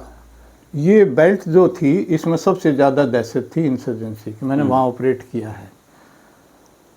उसमें युवा जिस तरीके से भटक गए थे, उसके बाद में आस्ता आस्ता वो नशे की तरफ चले गए, और फिर एक प्रोपेगेंडे के हिसाब से एक गलत पिक्चर पेश करके उनको बाहर जाने के लिए प्रोत्साहित किया गया। हरियाणा उसी लाइन पे है। एक दिन मैं अपने भाई के पास बैठा था, उसके रिश्तेदार ससुराल से एक लड़का आया हुआ था, 10वीं 12वीं पास करके। मैंने कहा बेटा क्या करेगा? बोला जी कनाडा जाएंगे। उसने अच्छे डाना अपना नाम भी बताना नहीं आता था। हाँ बेटा उसमें 30-35 लाख रुपए मेरा बाबू दे देगा। अब बाबू को मैं जानता हूँ, उसने 1 किला बेचा और वो उसको 30 देने पड़े, क्योंकि युवा को आप you cannot, you have to analyse कि भाई सही मायने में आपका क्या पोटेंशियल है। अपना सेल्फ आकलन करो। कोई भी काम करने से पहले अगर 3 चीज़ें आपको नहीं आती हैं तो आपकी कोई स्टैंडिंग नहीं है। सबसे पहले आप नेट सेवी हों, कंप्यूटर के ऊपर बढ़िया तरीके से काम करें। दूसरी बात आपको गाड़ी चलानी आती हो, और तीसरी बात आपको खाना बनाना आना चाहिए। नेट सेवी हों, गाड़ी चलानी आती है और खाना बनाना आता। बिकॉज खाना हमारे वो क्रिएटर ने हमारे को सब कुछ दिया है, सिर्फ पेट में कहा भाई इसने 24 घंटे में रिचार्ज कर देना। अब डिपेंड करता है कि आप किस चीज़ से रिचार्ज कर रहे हैं। अब तो मुझे लगता है अगर किसी को खाना बनाना नहीं आता उसका ब्याह भी ना हुआ क्या? मैं सवाल ही पैदा नहीं हुआ, चाह तू क्यों ना बनाता है तेरे के पास ही आ रही है। बिकॉज इक्वलिटी के ऊपर मैंने देखा, जैसे हमारे बच्चे, माई डॉटर इज़ अब्रॉड, तो मैं उनके पास जाकर रुकता हूँ तो मैं देखता हूँ दामाद जी की अपनी जिम्मेवारी है। हाँ, घर दोनों करेंगे तो चलेगा। दोनों का, क्योंकि वो भाग रहे हैं, कोई इधर भाग टाइम ही नहीं है वहाँ पे। वही पूंजीवादी व्यवस्था है सारी। आप 18-18 घंटे काम करते तब घर चलते हैं। भाई वो ग्रोसरी लाएगा तो वो बच्चों को तैयार करेगी, वो स्कूल छोड़ के आएगा तो वो उसके ऑफिस का, मतलब it is you have to accommodate. Mentally आपको अपने आप को चेंज करना पड़ेगा। नेक्स्ट बात जो मैं आपको युवाओं को कहना चाहता हूँ, आप भूल जाइए सरकारी नौकरियों के बारे में, यू जस्ट फॉरगेट इट। यहाँ हरियाणा में आपके लिए कोई जॉब नहीं है, आप इस गलत फहमी कर निकल जाइए। सर 10 साल में 25,000 सरकारी नौकरी। हाँ, आप कहाँ तक अटके रहोगे? ओवरेज हो जाते हैं लोग, बच्चे बेचारे शादियों की वेट में। शादी नौकरी मिलेगी तो शादी होगी और दोनों काम नहीं हो पाते उनके, तो अपना काम धंधा करना बहुत ज़रूरी है। मैं आपको बस एक इंटरेस्टिंग बात, क्योंकि मैं ट्रैवल बहुत करता था। एक दिन मैं चंडीगढ़ से दिल्ली आ रहा था, कैप्टन वर्मा साहब थे प्रिंसिपल एंड डायरेक्टर ऑफ राइस स्पोर्ट्स स्कूल, तो बड़े अच्छे संबंध थे मेरे, बहुत लोगों से संबंध है। तो मैंने उनको रिंग किया, मैंने कहा कैसे हो? इसे कहाँ पे हो, पहले ये बताओ। मैंने कहा यार मैं ऑन GT रोड, इसे you will have a cup of T with me. जाने से, दिल्ली जाने से पहले एक कप चाय पी के जाऊँ। तो भाई साहब मैं चला गया। अभी उसके पीए के वो कहने लगे साहब मीटिंग में है, मैं पीए के पास बैठ गया। मैं क्या वहाँ पे भाई कम से कम भी 50 बहुत यंग लेडीज़ एंड कुछ छोटे छोटे बालकान गोद में ले रही, और यू नो वेरी कई तो इसी लागे जो फेरा पर तो सीधी आ रही हैं। तो मैंने सोचा भाई टीचर्स वगैरह की रिक्रूटमेंट होगी, तो मैंने वो पीए से पूछ लिया। मैंने कहा भाई किस चीज़ की रिक्रूटमेंट है? तो उसने मेरे को सीधा एक मुस्कुरान सी दी। वो कहने लगा, कहता साहब हमारे पास दोनों है ना, बॉयज़ एंड गर्ल्स का दोनों का, तो गर्ल्स का आया के लिए है ना दो वैकेंसी हैं, और वहाँ पे 50 यंग गर्ल्स लेडीज़ थी वहाँ पे आया लगने के लिए, आया लगने के लिए। तो फिर उसके बाद फिर वो उन जो थे वो करके मेरे को बुलाया, अंदर बात हो रही थी। तो ये सेज कि कम साहब आप पूछो मत ना, आया के लिए दो के इतने फ़ोन, इतना कनेक्शन, इतना, आप भूल जाइए कि आपके लिए कोई जॉब है। आप दो काम कीजिए, स्किल डेवलपमेंट। देखो ऊपर वाले ने सबको, मैंने कहा ना कि एक हुनर सबको दिया, एक हुनर सबको दिया, और एक मौका भी देगा, हर एक मौका भी देगा। Have faith in your self, number 1। दूसरा है कि जिस तरीके से बदलाव आ रहा है उसमें बिजनेस अपॉर्चुनिटी जितनी ज़्यादा हैं, अपने आप को सक्षम बनाइए। मैंने जो प्रोजेक्ट किया जींद यूनिवर्सिटी में, उसका कैपेबिलिटी एनेबलिंग एक कंपोनेंट था। मैं बॉयज़ हॉस्टल में बच्चों को सुबह शाम ये बात करता था कि भाई देखो ऐसा है कि परिस्थितियां बदल चुकी हैं, माँ बाप जो है ज़्यादा से ज़्यादा आपकी फ़ीस दे सकते हैं, और वो भी वो 18 साल के बाद, मैं मजाक में कहता हूँ, अगर जिसने राना ढूंढ लिया ना वो डाढ़ हो जाए, जो अगर मामा आ जाए 2-3 दिन रट जाए, फिर उसने निकल नहीं पड़ेगा, मामा तेरे काम की बस 6 बजे जाएगी। वो उस स्थिति में आ जाते हैं। It's a fact of life यार। तो आपको एंटरप्रेन्योरशिप की तरफ झुकाव बनाना पड़ेगा। हमारा जो ओवरऑल अगर देखें, we are poor risk takers. Risk जो है लेते समय सबके बस की बात नहीं है, क्योंकि घना बैठ के नबूज ले तनख्वाह कितनी देगा।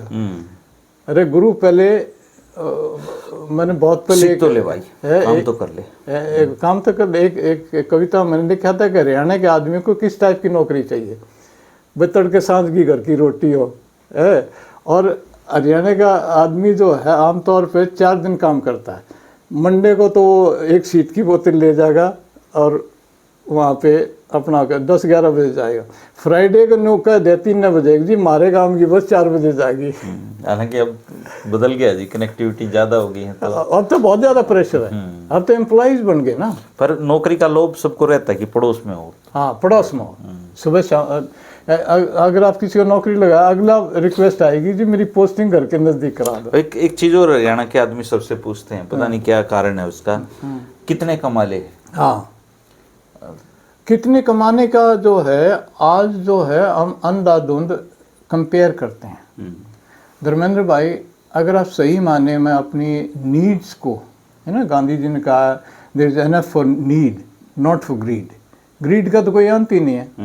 अब ऐसी ऐसी रिपोर्टें आती है कि 200 करोड़ 500 करोड़ 1000 1500 करोड़ का है, वो उसे ग्रीड का तो कोई अंत नहीं है। You must carry out A holistic review कि आपको चाहिए क्या। आपको सेफ एंड रीजनेबल घर हो, वो ज़रूरी नहीं है कि भाई बहुत बड़ा आलीशान हो। भाई साहब, मैं बताना चाहता हूँ हमारे पूर्वजों कितने बड़े फ्यूचरिस्टिक सोच के थे। जब मैं अफसर बना हमारा घर कच्चा था, आप यकीन नहीं करेंगे। हम 5 बहन भाई थे, सारे पढ़ते थे। मेरे पिताजी ने घर नहीं बनाया। पढ़ाना प्रायोरिटी था ना। अरे बिल्कुल। अब हम अच्छा, अब तो आप गांव में जाते हो, आपने देखी गांव में कोठियाँ? अब तो पूछो मत। अरे उसकी एक और एंगल है कि हम बनवाते हैं ना, कि मेरी फर्स्ट क्लास कोठी है गांव में, उसकी रेनोवेशन काम कराने के लिए आपको वर्कमैन नहीं मिलेंगे। अच्छा। जो लोग बाहर के लोग आके शहरों में काम, मोर देन एनफ काम है। वो कहते हैं किसी को ना कि भाई थोड़े दिन की थोड़ा मॉडिफिकेशन करने कि जी अगर मेरा गाँव अरे नहीं साहब होगा, उनको कोई छोड़ना नहीं चाहता। So there is an opportunity. एक और उदाहरण बताता हूँ आपको। हम खेती किसानी करने वाले लोग हैं, ज़मीन से नेचर से जुड़े हुए हैं। जितनी भी नर्सरीज़ हैं अब तो आने लग गए थोड़े, वो सारी बाहर के लोगों की है। हाँ, नर्सरी लोकल आदमी नहीं चलाते यहाँ पे। क्यों भाई? हम तो ज़मीन पे हम जानने वाले हैं, हमारी अपनी जगह है, और इतना हॉर्टिकल्चर की बहुत रिक्वायरमेंट है। अब तो कुछ आ रहे हैं, लेकिन ये आपको एक रियलिस्टिक रिव्यू करना पड़ेगा कि कहाँ कहाँ पर अपॉर्चुनिटी है। सरकार मत आपके लिए बिल्कुल नहीं है। आप इसको भूल जाए, लगे रहो सारी उम्र। के करा है बोला सिविल सर्विसेज की तैयारी कर रहा है, वो तैयारी करते करते he is over age for everything. Don't fool yourself. ठीक है ना? कैपेबिलिटी देख लो, अगर हो सकता अपनी है। कैपेबिलिटी के साल 2 साल में पता लग जाता है। बिल्कुल। फिर एक और भाई का कमेंट आया था कि इनसे पूछना कि इन्होंने अपने गांव में कि कितने लोगों को भर्ती करा है। उसका जवाब मैंने शायद कहीं दिया। हाँ, आपने दिया है। मैं कहना चाहता हूँ कि first and second world war के टाइम पे जो ब्रिटिशर्स थे वो तकरीबन 1.5-2 लाख की आर्मी, स्टैंडिंग आर्मी मेंटेन करते थे। इससे ज़्यादा आर्मी को सस्टेन करना पैसे का खेल है, वो पॉसिबल नहीं किसी भी गवर्नमेंट के लिए। तो वो फर्स्ट वर्ल्ड वॉर में तकरीबन 11-11.5 लाख तक नंबर गया उनका। हाँ। और जैसे ही 1918 में ख़त्म हुई, अगेन वो 1.5-2 लाख पे आ गई। कट कर लिया उन्होंने, फिर आ गया। तो उस समय पे जो है मेल रिक्रूटेबल पॉपुलेशन वो इतनी नहीं थी। तो वो जो फौजी आते थे घर पे, उनको कह देते भाई 1-2 को चुन लिया। लेकिन they were very stringent about physical shape, size, fitness. हाथ के लंबाई कितनी हो, हिप्स का साइज क्या हो, हाइट कितनी हो, नी का और इनका कितना, एवरीथिंग उसके मुताबिक चलते थे। फिर यह बात हुई 1939-45 में, जबकि सेकेंड वर्ल्ड वॉर स्टार्ट हुई। Again there was a crisis. का जो मैं कह रहा था पिछली उसमें कि 3 को कहा भाई तुम जाओ। उसमें भी ये रिवाज आई कि भाई तुम छुट्टी जाओ हो, रिश्तेदारी में यारे प्यारे किसी को भी लिया उनको हम, बट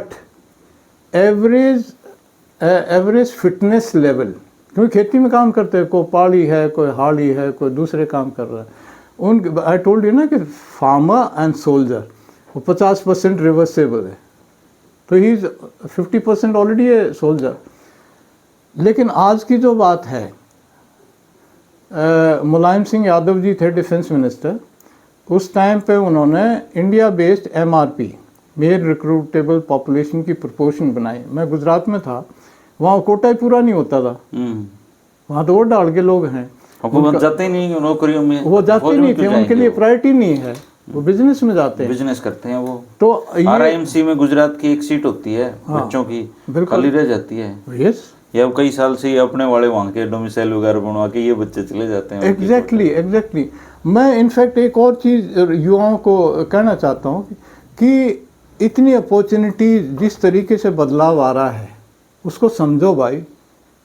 आप क्यों उसी के पीछे पड़े हुए हो? बिकॉज वो भी 4 साल में कन्वर्ट होगी, उसमें भी कुछ नहीं बचा है ना। तो you will have to review. मूल बात है भाई साहब, किसी भी सिचुएशन को कामयाबी से हैंडल करके आगे बढ़ाने के लिए रिव्यू एंड रीसेट अगर आप नहीं करते हैं, उदाहरण के तौर पे आप एक लेक में हैं, बोट में बैठे हैं, हाथ में कंपास है, आपको पता है कि इतने बेयरिंग के ऊपर उस किनारे पर जाना है, लेकिन बीच बीच में कंपास की बेयरिंग चेक होती है कि हम सही दिशा में जा रहे हैं।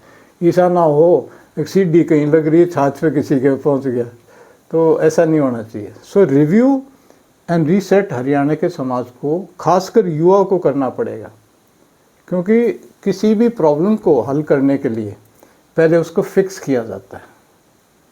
अगर आपने उसके हदबंदी नहीं की तो आप उस प्रॉब्लम को हल नहीं कर सकते। तो युवा उसको फिक्स करे कि उसके लिए चैलेंजेस क्या हैं। सबसे बड़ी चैलेंज है दैट ही इज़ हेल्दी।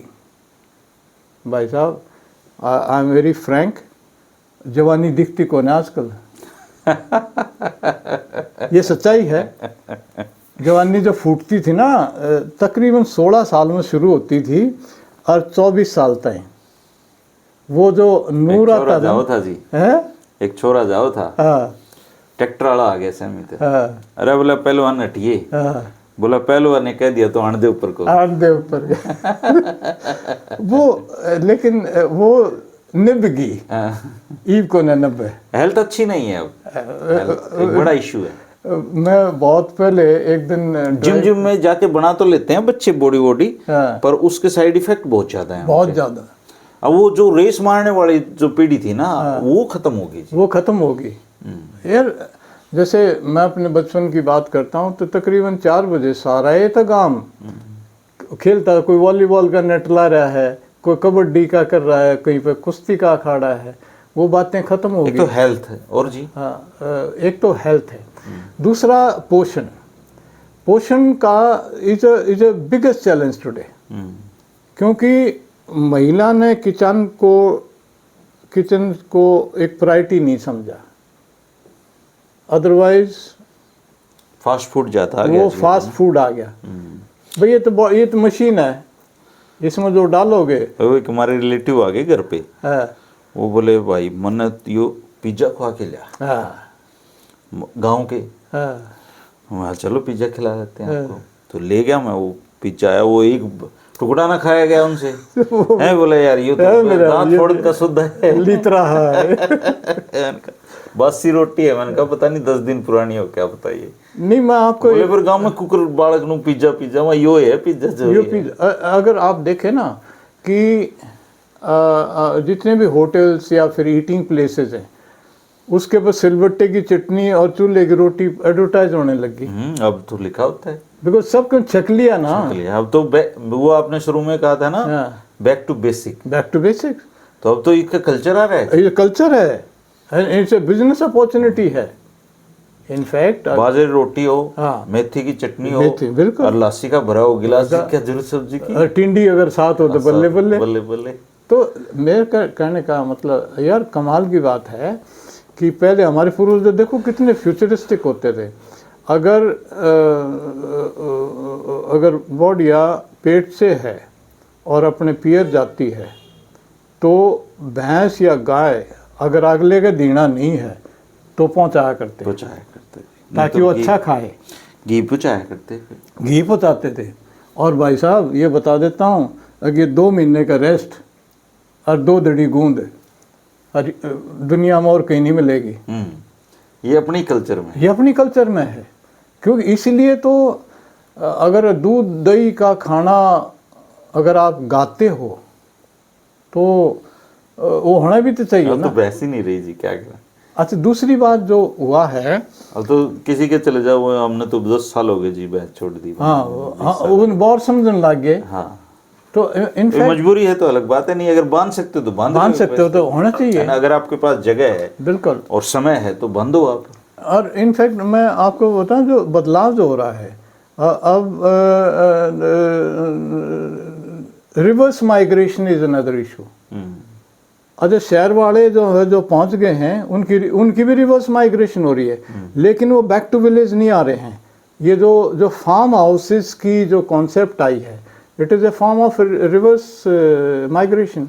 ठीक बात है। लोग वहाँ से निकलना चाहते हैं क्योंकि दिल्ली जैसी जगह में घुट जाओ अब तो है, देखो वहाँ दम घुट रहा है लोगों दम घुट रहा है, यू आर डाइंग अब प्रीमेच्योरली। दिल्ली में जिसको अरावली से कोई लेना देना नहीं है, हाँ, देखो। अब वो कह रहे हैं अरावली बचाओ, अरावली बचाओ। बिल्कुल बिल्कुल, they know it, they know it ना कि चैलेंज क्या है। तो अगेन इसको everything in this life is what you eat, वो उसका आधार है। खासकर युवाओं को, जैसे मैं बच्चों को बता रहा था, बैलेंस रखो भाई, क्योंकि अगर बैलेंस नहीं है बिटवीन डिफरेंट कंपोनेंट्स, लाइक एक उदाहरण के तौर पे इफ़ आई गिव कि अगर एक पर्चे में एग्जामिनेशन पेपर में अगर 10 सवाल हैं और 10 के 10 बढ़िया आते हैं, लेकिन हर एक सवाल के 10 नंबर हैं और समय 3 घंटे है, आप लिखना शुरू करो, पहले घंटे में 2 का जवाब दोगे क्योंकि इतना जानते हो। फिर इन्विजिलेटर अनाउंस करता है कि 1 घंटा हो गया, फिर आपके हाथ पैर फूल हैं, फिर 4 को आप जल्दी जल्दी करते हो, और फिर लास्ट के जो बचे उनको तो बस 2-4 लाइनें लिखते हैं। आपकी परसेंटेज 65% से ज़्यादा हो ही नहीं सकती, जबकि पोटेंशियल आपका 100%। सो इट इज़ वो समावेश बैठाना स्टूडेंट्स के लिए, जो हेल्थ युवा अच्छी है, रखो, खाना अच्छा रखो, पोषण अच्छा रखो। बिल्कुल। और दूसरी बात यह है कि जो एनवायरनमेंट डेवलपमेंट हो रहा है उसमें सब अकेले हैं। ये बहुत बड़ी त्रासदी है जिसकी वजह से mental health has gone down tremendously. Facebook पे तो 5000 दोस्त मिल जाएंगे, असल जिंदगी में 5 भी नहीं। 5 भी कौन है, और वो 5 के साथ भी शेयर नहीं करते आप। असली बात, वो दिखावे की तो आप सब कुछ कर देते हैं, लेकिन जो असली जो चैलेंज है ना भीतर की, वो आप किसी से शेयर नहीं करते। वो भी टेम है जी, बिना फोन घंटों बतला लिया करते। बिल्कुल, that is there. So Haryana, coming back to Haryana, what is the way out? देखिए, जो सामाजिक विचारक होते हैं, जो घूमते फिरते हैं, देखते हैं, एनालाइज करते हैं, उनका ये फ़र्ज़ है कि वो थोड़े से एक्टिव और हों। आजकल टेक्नोलॉजी फैसिलिटेटर है, in fact it's a biggest equaliser. चाहे वो भाई गांव में खेती का काम करता है, चाहे कोई ऑफिस में है, मोबाइल सबके हाथ में है। So it is equalised everybody, सबको बराबर कर दिया है। तो इन लोगों के फ़र्ज़ है कि भाई जो भी उन्होंने ज़िंदगी में पाया है, जैसे वही अर्ज फ़र्ज कर्ज मर्ज, तो कर्ज को वापस करने का है। और द बेस्ट वे इज़, अभी जैसे आने से पहले मैं वो प्रदीप भाई के पास गया, तो ज़्यादा भीड़ होती है, अच्छी बात है, बिजनेस है उसका। तो एक झूला है, उसके ऊपर एक युवा बैठा था, तो मैं उसके बराबर, माँ बेटा बैठ जाऊँ? हाँ तो वो बैठ। मगर तुमने बता, मैं इस विषय पे बात करता हूँ, तू अपने बारे में बताएगा कुछ कि क्या इश्यू होनी चाहिए? ही वॉज सो शाई है कि भाई कौन है, के कहूँ के ना कहूँ। पहली बात तो ना तो वो उस लाइन पर सोचा, क्योंकि वो सिर्फ दूसरे को कॉपी कर रहा है। भाई मेरी ज़रूरत अलग है, आपकी अलग है, तो मैं तेरे को क्यों कॉपी करूँ?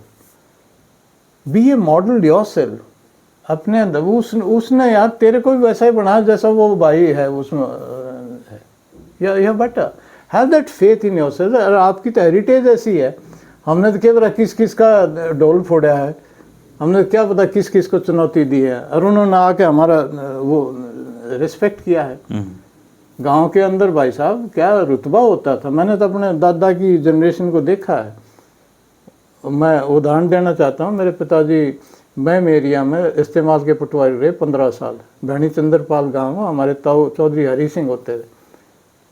वो कोई काम था तो जो बड़े अधिकारी थे उन्होंने कहा, एक ताऊ जी ये मंत्री जी आए, इनको एक बार कह दो तो मेरा भी थोड़ा सा हाथ खुल जाएगा।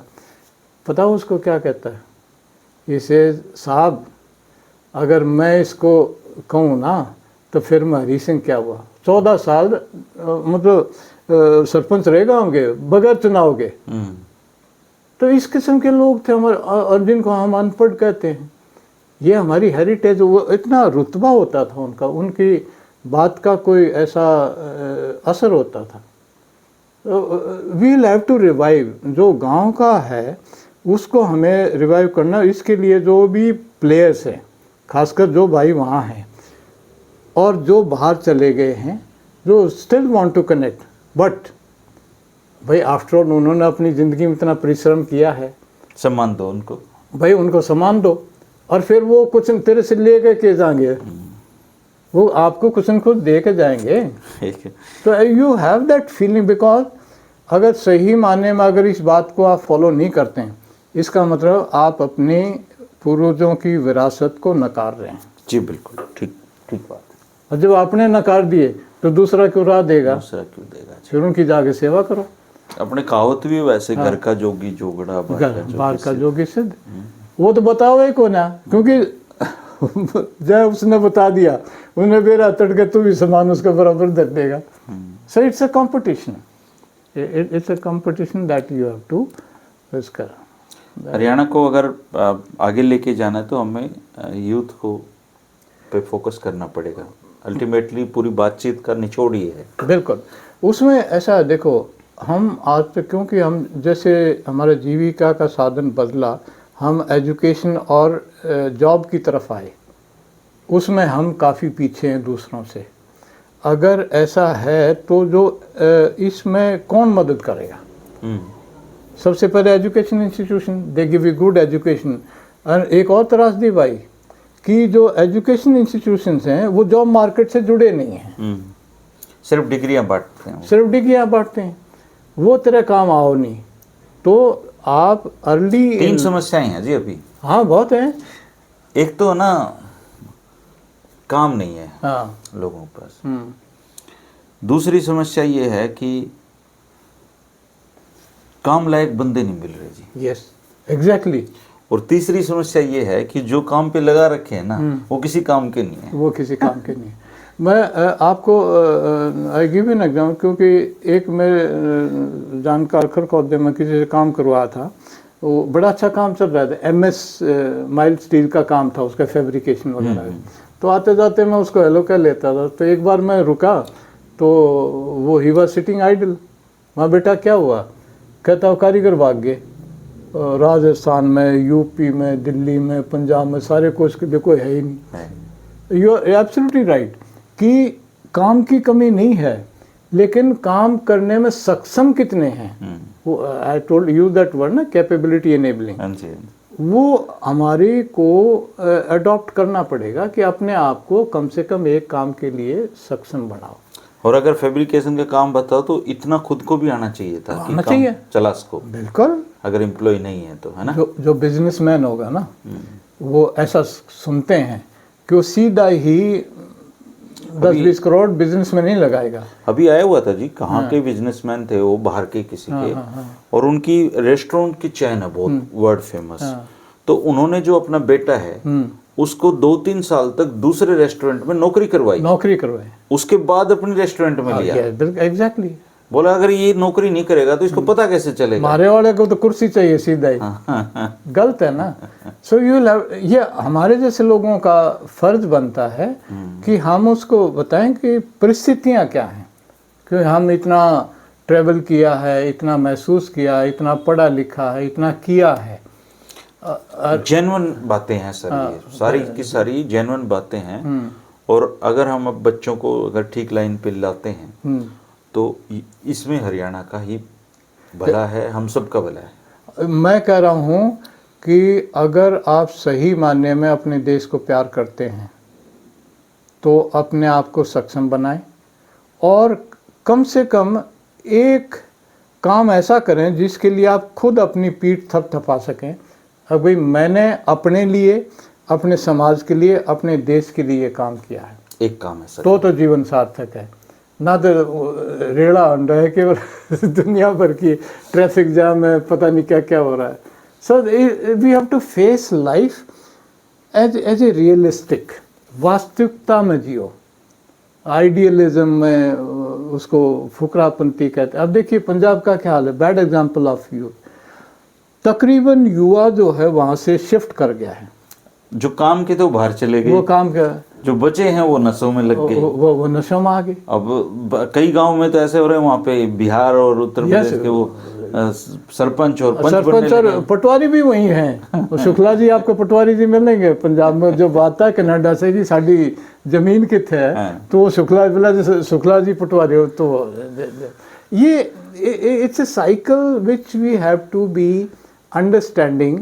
अगर आप इसको नहीं समझ पाए तो आप इसको झेल नहीं पाएंगे, ये सच्चाई है।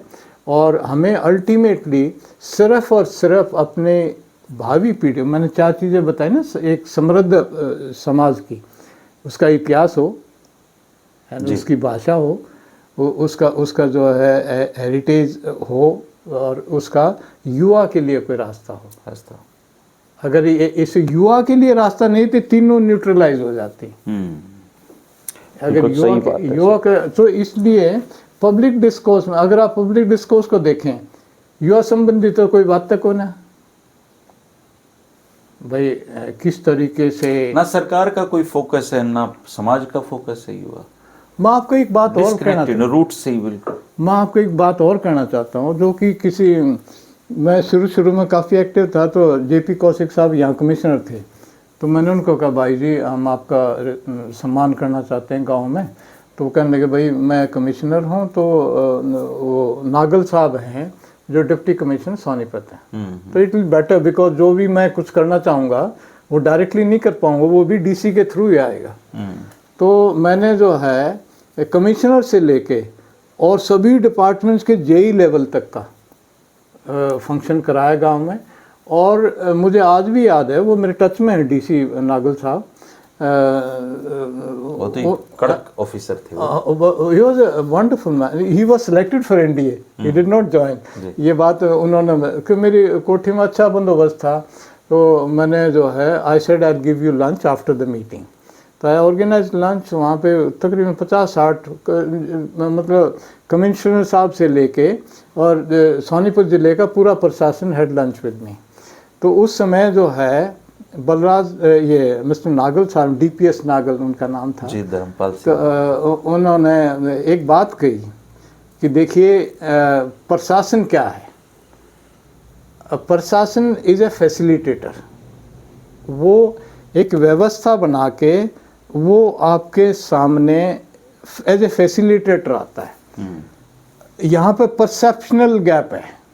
जो यूज़र है, चाहे वो शहर में रहता है चाहे गांव में रहता है, वो समझता है कि ये सब करना सरकार का काम है।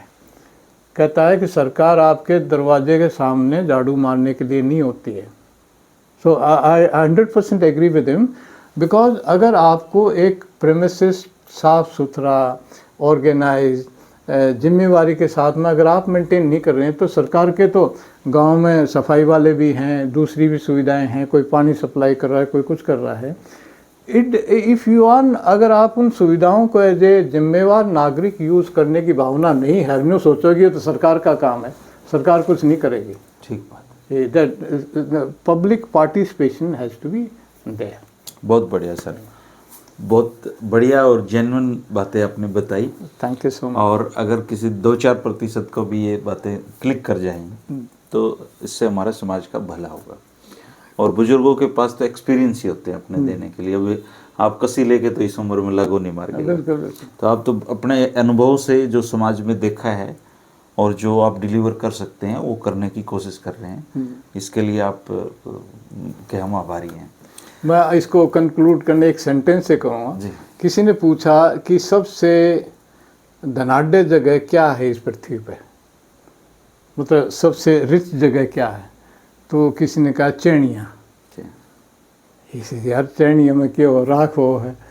बोला वहाँ पे लोग इतना एक्सपीरियंस और इतनी विचार, इतनी बातें लेके जाते हैं, और वो उड़चनिया में रहे, उड़े छोड़ जाए, तो उड़े छोड़ जाए, तो इतना इकट्ठा हो रहा है कि वो अगर उसको बांट जाते और खाली हो जाते तो बात कुछ और होती। हालांकि अनुभव बांटने से बढ़ता है बढ़ता है। मेरा प्रयास सिर्फ इतना है कि मेरा दौरा जो है, जो मैंने, क्योंकि मेरी जर्नी जो है, एक गांव मैंने पाली विरा, माँ बाप सानी भी कटवाई, भाई दादा के होके भी भरे, और भाई जो है और जिम्मेवारी, और फिर जो है जो जो जो जो कम साधन के समय में वो मेरे वाला नोता ध्यान रखना आप, सर्दी में लेके डेफिनेटली वो जरूर। शुक्रिया, नमस्कार।